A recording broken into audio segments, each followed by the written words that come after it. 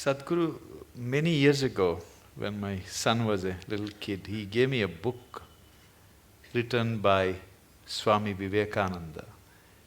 He was describing how ancient gurus could communicate with each other thousands of miles away just by thought.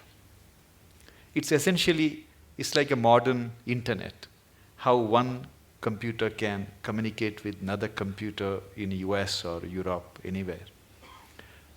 Do you believe that human mind can be trained to influence another human mind or people's mind who are far away just by tuning our mind to the right frequency? Can it be trained? Can we learn that art? You're trying to beat the cell phone companies.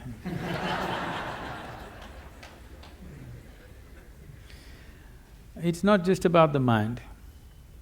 See, when we say mind, the English word mind is only generally referring to only the thought process. Thought process is the most surface element of your mind.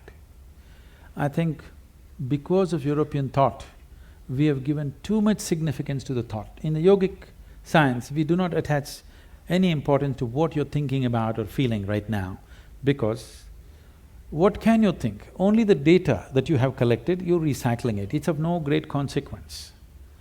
Whatever is on the surface of your mind keeps rolling, that is not of any consequence. What you're thinking and feeling right now is very surface of mind. There are deeper dimensions of the mind. In Sanskrit language, there are many words to describe the different states of mind.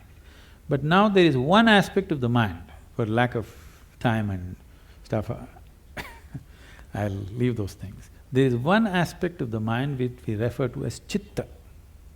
Chitta is the innermost core of the mind, which is your connection with what we are referring to as consciousness.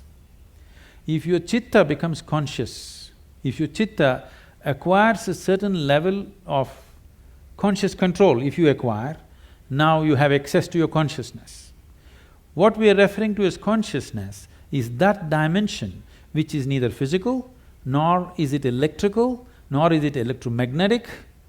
It is a quantum leap from physical to non-physical dimension. A non-physical dimension being the lap of the existence.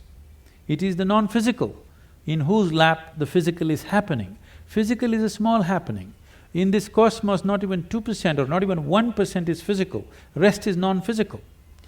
This non-physical dimension, in the yogic terminology, we use a specific sound which is connected with that dimension. Today it's all very highly distorted. We call this Shiva. That means that which is not. When we say Shiva, we are not referring to some man sitting up there.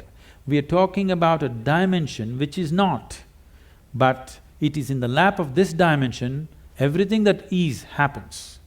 So if your chitta becomes even mildly conscious, your ability to not only communicate an idea or a thought, even to deliver something is possible. Physically deliver something is possible. So, is it a possibility? Definitely it is. Right now, can we teach it to all these people? In theory, yes. But are they willing to work towards it? That's a question mark. One big problem is, our education systems are such, we have glorified our thought to such a place. First, to bring that down itself will take time. To make them understand the stupidity of their thought, it will take a whole lot of time. Because everybody thinks they're smart, but actually the smartest thing about most people is their phone.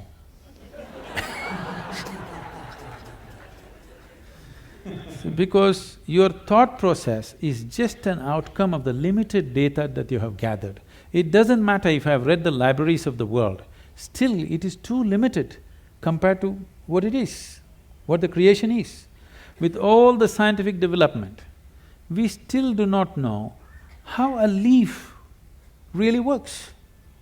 We do not know how a single atom in its entirety we do not know with all the scientific exploration.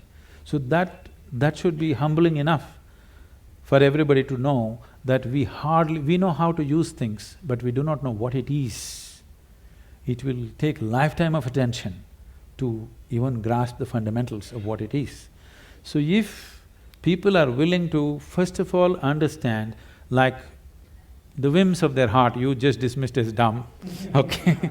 If they also understand the so-called smartness of their thought process and emotion is quite dumb, now it becomes easy. It becomes easy to train people that communication it's not like, now I want to generate this thought and give it to you, not like that. Things will happen to you before you think. What is best for you will simply happen to you even before you articulate in your mind. You don't have to ever think what you want to become, how you want to be. Life will just arrange itself. An intelligence beyond what you can contain in this bone box starts working for you, and it'll work. You heard of Ramanujam and others, just opened a window with their Devi, and he becomes that kind of a mathematician, which is, even today after 1 century, they're still trying to figure out what he said. And the mathematical calculations that he gave is the backbone for describing the black holes in the universe. When he was there was no word called black hole, nobody knew there is such a thing.